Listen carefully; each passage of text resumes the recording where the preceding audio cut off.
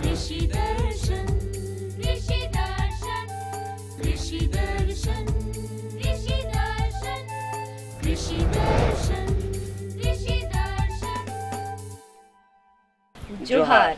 कृषि दर्शन कार्यक्रम में आप सभी का हम तहे दिल से स्वागत करते हैं और जतरू भाई बटले भी किसान भाई बहुत बहुत जोहार है और स्वागत है कार्यक्रम में हमारे भौजी कर संगे बिल्कुल रुमकी के साथ एकदम और भौजी हाल समाचार सब कुछ बढ़िया है। लेकिन इसी से मुझे याद है कि क्यों ना हम कृषि समाचार दिखा दें। एकदम आओ किसान भाई हमारे मन मिल के देखा थी कृषि समाचार।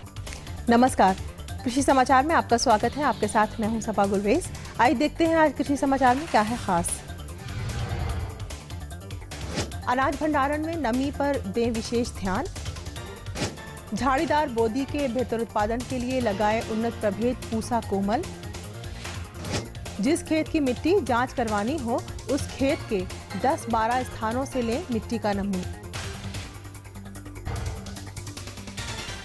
और अब समाचार विस्तार से। सूचना प्रौद्योगिकी द्वारा कृषि तकनीकों को किसानों तक पहुंचाने के लिए कृषि प्रसार शिक्षा विभाग बिरसा कृषि विश्वविद्यालय द्वारा कृषि विशेषज्ञ प्रणाली का विकास किया गया है। इस प्रणाली में कृषि उत्पादन, पौधा संरक्षण, प्राकृतिक संसाधन, कटाई एवं कटाई के बाद की प्रौद्योगिकी के साथ साथ बैंक, बीमा, बाजार तथा मौसम से संबंधित जानकारी उपलब्ध है। इसमें खास बात यह है कि ये जानकारी हिंदी और अंग्रेजी के अलावा नागपुरी, संथाली, कुड़ुख, मुंडारी और हो जैसी झारखंड की क्षेत्रीय एवं जनजातीय भाषाओं में भी उपलब्ध है। किसान भाई अपने खेतों की मिट्टी की जांच करवानी हो तो इस विधि से मृदा नमूना इकट्ठा करें। सबसे पहले मृदा के ऊपर घास फूस साफ कर लें। उसके बाद मृदा ट्यूब या बर्मा द्वारा 15 सेंटीमीटर गहराई तक मृदा की एक साथ टुकड़ी काट लें। यदि आपको कुदाल या खुरपी का उपयोग करना है तो अंग्रेजी वर्णमाला के वी अक्षर के आकार का 15 सेंटीमीटर गहरा गड्ढा बनाएं। अब एक ओर से ऊपर से नीचे तक 2 से 3 सेंटीमीटर मोटाई की मिट्टी की एक साथ टुकड़ी काटें। एक खेत से 10-12 अलग अलग स्थानों से मृदा की टुकड़ियां लें और उसे एक साफ कपड़े में इकट्ठा कर लें। किसान भाई, आप अगर घर में अनाज का भंडारण कर रहे हैं तो कुछ खास बातों पर जरूर ध्यान दें। भंडारण से पहले अनाज को अच्छी तरह से धूप दिखाकर नमी कम कर दें। जांच के तौर पर दानों को दांत से काट कर देखें।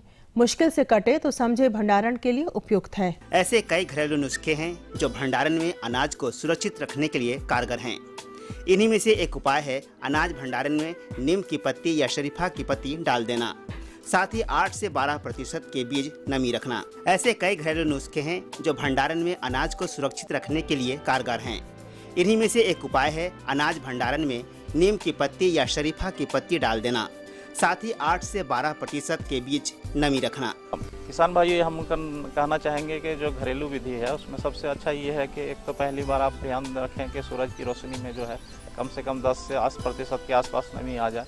यानी दांत तले दबाएंगे तो काफ़ी मुश्किल से वो दाना टूटेगा, तो उस समय उसका भंडारण करें। उसके बाद उसमें क्या करें, धातु के बिन में जो है आप शरीफा या नीम की जो पत्तियाँ हैं सूखी हुई उनको आप डाल देंगे तो जो भी आपका भंडारण के समय जो भी कीट लगते हैं वो नहीं लगेंगे। तो घरेलू विधि में सबसे अच्छा सफल विधि जो है नीम की सूखी पत्ती या शरीफा की सूखी पत्ती, उनको डाल देंगे।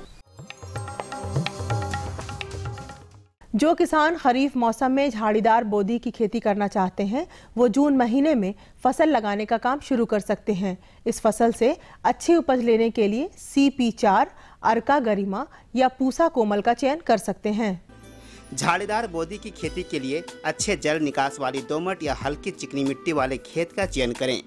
बुआई में 30 किलोग्राम बीज प्रति हेक्टेयर की दर से उपयोग करें, जिसमें कतारों के बीच 40 सेंटीमीटर और पौधों के बीच 10 सेंटीमीटर की दूरी हो। अच्छी उपज के लिए CP4, अर्का गरिमा या पूसा कोमल नामक उन्नत प्रभेद लगाएं। इनकी उत्पादन क्षमता 50 से 60 क्विंटल प्रति हेक्टेयर है।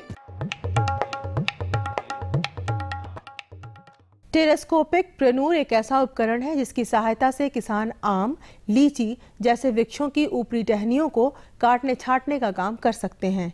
इस उपकरण में लंबाई बढ़ाने की भी सुविधा है। इसकी लंबाई 10 से 12 फीट तक बढ़ाई जा सकती है। और अब एक नजर राज्य के 5 प्रमुख शहरों के मौसम के मिजाज पर।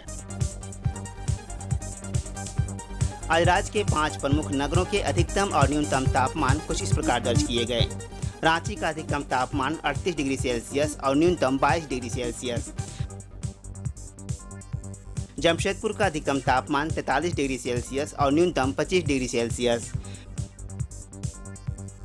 मेदिनीनगर का अधिकतम तापमान 40 डिग्री सेल्सियस और न्यूनतम 23 डिग्री सेल्सियस। देवघर का अधिकतम तापमान 39 डिग्री सेल्सियस और न्यूनतम 22 डिग्री सेल्सियस। वहीं धनबाद का अधिकतम तापमान 41 डिग्री सेल्सियस और न्यूनतम 23 डिग्री सेल्सियस दर्ज किया गया।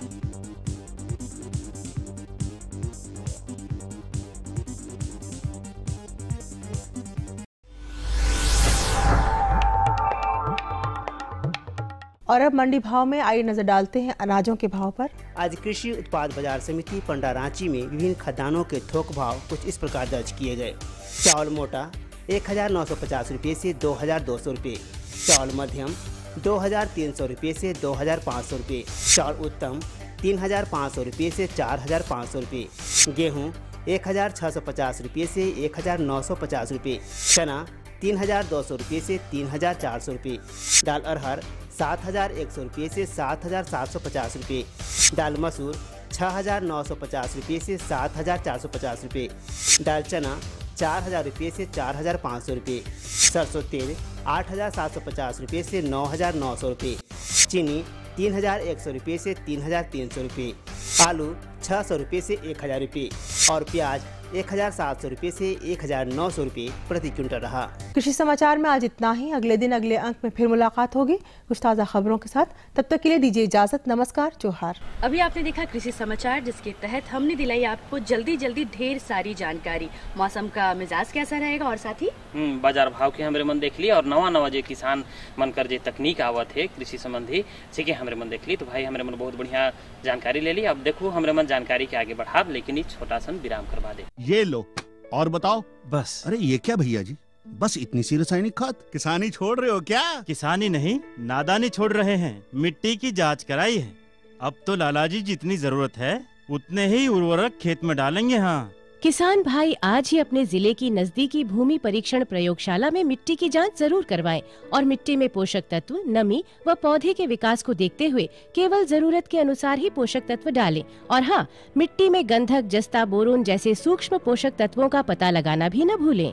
उर्वरक और जैविक खाद के सही उपयोग से भूमि का उपजाऊपन बनाए रखें, उत्पादकता बढ़ाएं, खर्चा घटाएं और बहुमूल्य विदेशी मुद्रा बचाने में भी सहयोग दें। और हाँ, धीमी गति से नाइट्रोजन उपलब्ध कराने वाले उर्वरकों जैसे नीम लेपित यूरिया को प्राथमिकता दें और यूरिया का पत्तों पर छिड़काव करें। अरे वाह, तू तो सचमुच समझदार हो गया रे। अधिक जानकारी के लिए संपर्क करें जिला कृषि अधिकारी या किसान कॉल सेंटर। एक बार फिर से आप सभी का बहुत बहुत स्वागत है। और मुझे हमारे मन की जानकारी देवे चाहिए। बिल्कुल, और आज जानकारी हम लेकर आए हैं लत्तेदार सब्जी मन कर जे फसील कर खेती है सेकर में जे कीट लागत है, अगर मान लो पीलो अगर लग जाते तो ओकर हमारे मन कैसे प्रबंधन करब, कैसे ओकर देख रेख करब, एक बारे में हमारे मन के जानकारी होना बहुत जरूरी है। तो भौजी हमारे मन जानकारी लेवत थी डॉक्टर साहब से। किसान भाइयों जोहार। किसान भाइयों, जैसा कि हम जानते हैं कि गर्मी का मौसम चल रहा है और गर्मी के मौसम में हमें ज़रूरी है कि हम अपने फसलों और पौधों की उचित देखभाल करें।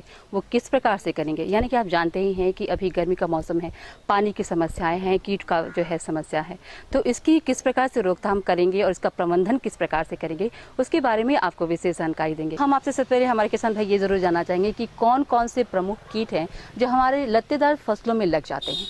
इस मौसम में लत्तेदार फसलों में सबसे ज़्यादा जो दिक्कत करता है वो है लत्तेदार फसलों में वो है फल मक्खी जी। फल मक्खी ऐसा है कि इसका नियंत्रण बहुत ही मुश्किल है, क्योंकि इसके मादा जो है वो फलों पे अंडे देती है और जो वयस्क है वो हवा में विचरण करता है। अंडा और लार्वा जो है वो फल के अंदर रहता है तो वो सुरक्षित हो जाता है और इसका प्यूपा जो है वो ज़मीन के अंदर रहता है। तो इस तरह से इसका नियंत्रण जो है बहुत कठिन है और सबसे ज़्यादा दिक्कत देता है लत्तेदार फसलों में ये फल मक्खी।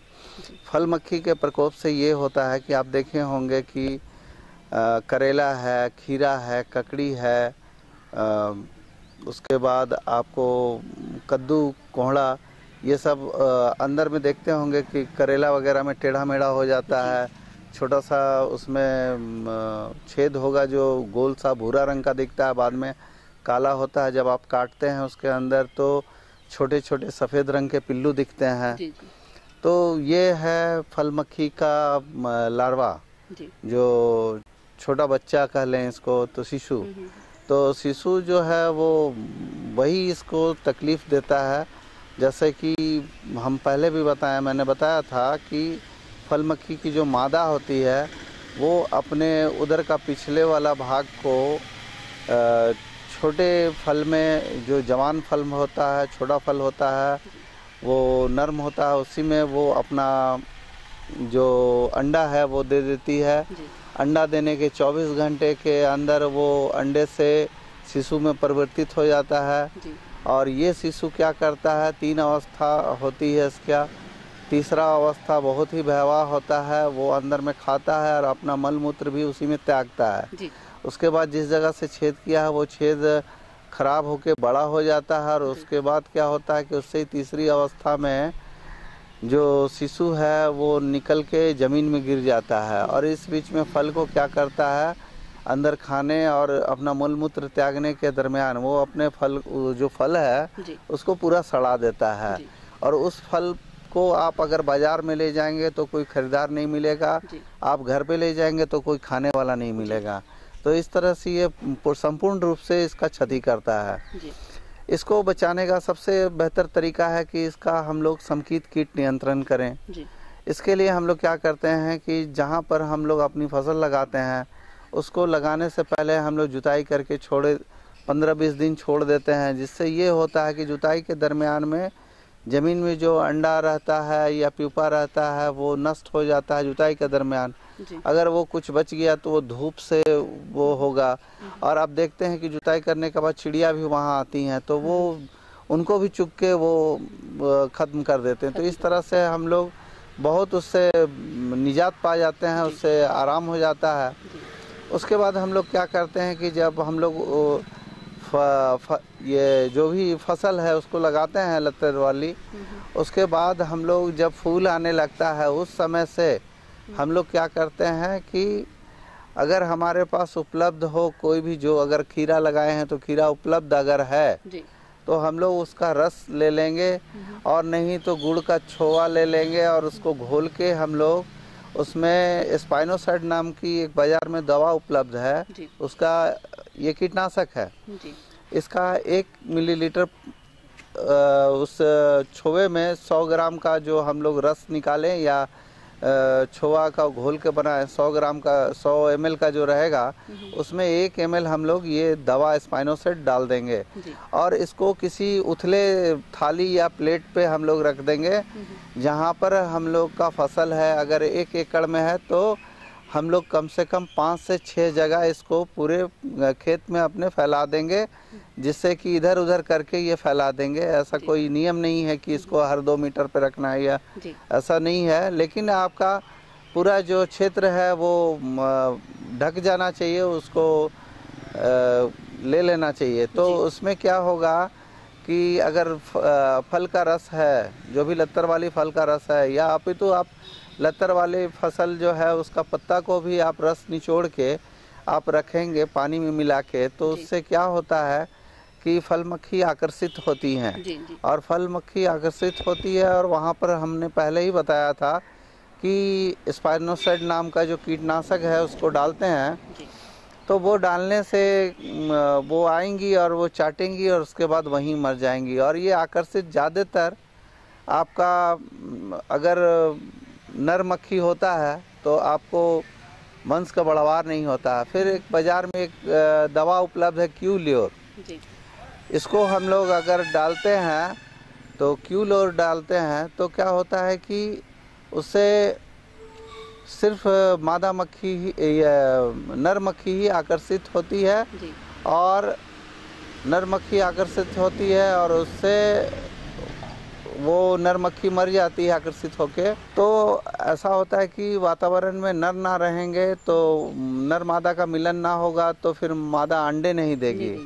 तो फलस्वरूप हमारा क्या होगा कि फसल हमारा बच जाएगा। तो इस तरह से हम लोग इसका बचाव करते हैं। बाज़ार में अभी क्यूलियोर का ट्रैप भी उपलब्ध है, जिसको हम लोग खरीद के अपने खेतों पे डाल सकते हैं।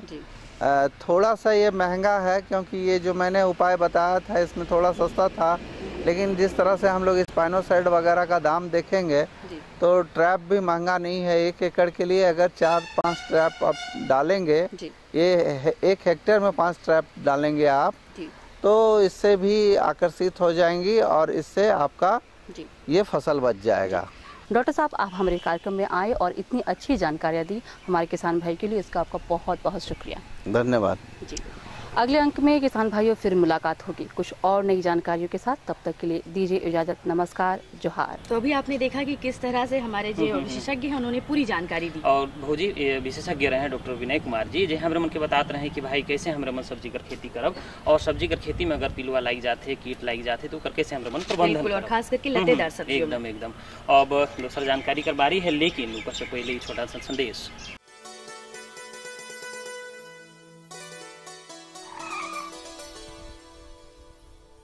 1 लीटर में 90 किलोमीटर का माइलेज है। वाह भैया, पेट्रोल तो बचा रहे हो, लेकिन पानी के बारे में क्या सोचा है? अरे सामू, पानी के पैसे से ही तो गाड़ी खरीदी है। क्या पानी के पैसे से? हाँ, सूक्ष्म सिंचाई अपनाकर मैंने पानी बचाया। इस विधि से सिंचाई करने से 75 से 85% तक जल की उपभोग क्षमता बढ़ गई, जिससे सिंचाई करने पर 30 से 50% तक सिंचाई जल की बचत हुई। तो क्या हम भी इसका लाभ उठा सकते हैं?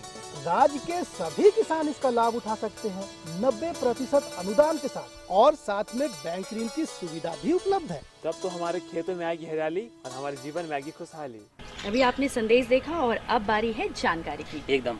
देखो, सब्जी फसल के बारे में बात कर ली हमारे मन, लेकिन एक और सब्जी है जो की बहुत ज्यादा डिमांड है बाजार में, मशरूम। एकदम बहुत बढ़िया कहली। देखो भाई, हमारे मन देहाती में के कहिला खुखड़ी कर खेती, लेकिन खुखड़ी पहले बरसात कर दिन में होत रहे, लेकिन अब हमारे मन सालों भर कर खेती कर सकी, यानी सालों भर हम इसका टेस्ट ले सकते हैं। एकदम। और बढ़िया भाई सब्जी बहुत बढ़िया लागे लेकर, तो इकर खेती हमारे मन कैसे करब सेकर बारे में जानकारी।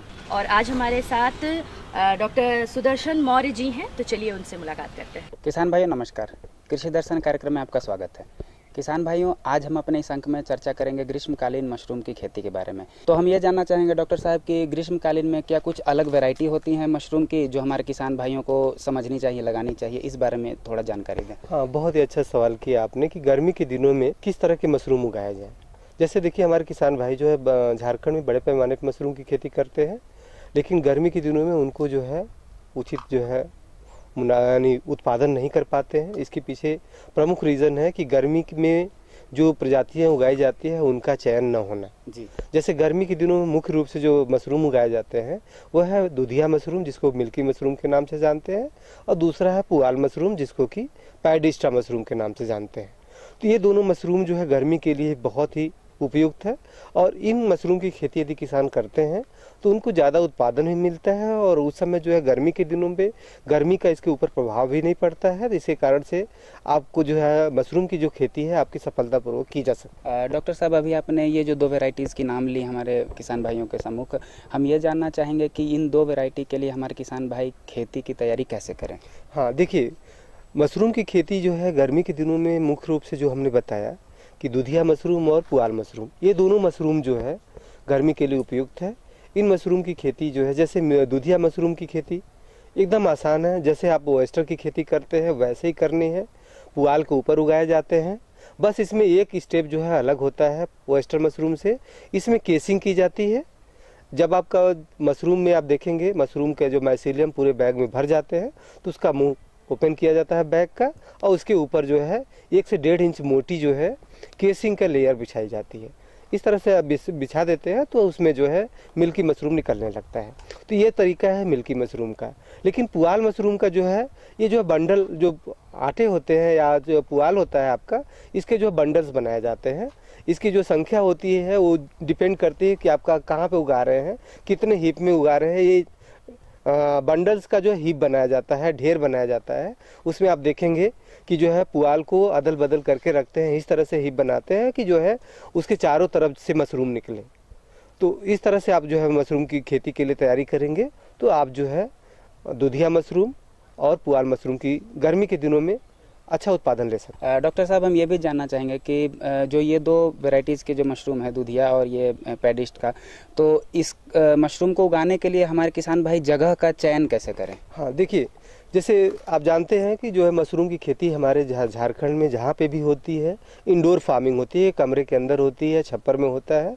तो ऐसे जगहों पे जैसे पुआल मशरूम की बात करें तो पुआल को जो है आपको ध्यान रखना है कि जब भी ज़मीन पे जो है ये बंडल्स जो है हीप बनाए जाते हैं तो ज़मीन पे जैसे पाइप आप रख लीजिए, प्लास्टिक की पाइप हो, उसको ऊपर ही बनाना है। यदि ज़मीन से सटा हुआ रहेगा तो उसमें दीमक लग जाते हैं। दीमक जो है पूरे पुआल को खा जाता है। इससे क्या होता है कि आपका जो है उत्पादन नहीं हो पाएगा। और दूसरा, पुआल को अच्छे से झाड़ के जो है बंडल बनाना है, क्योंकि उसमें मिट्टी के थोड़ा सा भी अंश होंगे तो एक जो है फफूंद आता है आपका स्क्लोसियम राल्पसाई, जिसमें कि सरसों के दाने जैसे उसके दाने बनते हैं, वो पूरा जो है आपके पुआल को जो है नष्ट कर देता है और उसके अंदर जो भी माइसिलियम होता है मशरूम के, उनको भी जो है बढ़ने नहीं देता है। तो इससे आपका नुकसान होता है। तो आपको ध्यान रखना है कि पक्का फर्श हो, उसके ऊपर पाइप बिछा, लोहे की पाइप लगा सकते हैं या प्लास्टिक की पाइप फैला के उसको ऊपर ही बनाना है पुआल मशरूम के लिए। लेकिन मिल्की मशरूम के लिए, दुधिया मशरूम के लिए सिंपल जो है आप जो ओयस्टर मशरूम उगाने के लिए जो बैग यूज़ करते हैं वैसे ही भरना है। तरीका सेम है, जैसे 4 से 5 लेयर में आप पुआल को भरते हैं वैसे ही भरना है।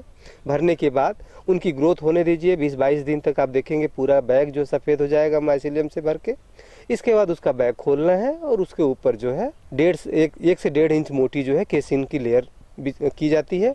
और ये केसिंग जो है पुराना जो सड़ा हुआ गोबर की खाद हो या आपने बटन मशरूम उगाया हो तो बटन मशरूम उगाने के बाद जो स्पेंट कंपोस्ट होता है उसको आप ले सकते हैं, या बगीचे की जो है मिट्टी होती है जिसमें कि जीवाश्म की मात्रा भी काफ़ी होती है, उसको जो है फार्मलिन और बाविस्टीन से स्टेरलाइज करके फिर उसको जो है केसिंग के तौर पे इस्तेमाल कर सकते हैं। डॉक्टर साहब, हम ये भी जानते हैं कि हमारे किसान भाई जो मशरूम की खेती करते हैं तो मशरूम की खेती में नमी का रहना बहुत ही आवश्यकता होती है, लेकिन ग्रीष्मकालीन के मौसम में हमारे किसान भाई इसे कैसे व्यवस्थित करें? हाँ, देखिए, बहुत ही जो है अच्छा शब्द आपने प्रश्न किया कि हमारे किसान भाई जो है गर्मी के दिनों में उत्पादन कम मिल पाने के पीछे यही रीज़न है कि हमारे किसान भाई जहाँ पे मशरूम उगाते हैं उस कमरे में नमी कम रहती है। तो उस नमी को ज़्यादा कैसे करें, कैसे जो है कमरे का नमी बनाए रखें। तो इसके लिए जैसे आप देखेंगे कि जहाँ पे भी आपका जो है कमरा है उसमें जो है खिड़कियाँ लगी होती हैं, खिड़कियों के ऊपर जो है जूट के बोरे आप जो है लगा दीजिए और उसको भिगाते रहिए। यदि पक्का फर्श हो तो दिन में 2 से 3 बार जो उसकी धुलाई करते रहिए। और साथ ही साथ आपको ध्यान रखना है कि आप जो है पौधे जो बैग आप लगाते हैं उसके ऊपर पानी का छिड़काव भी करते रहें।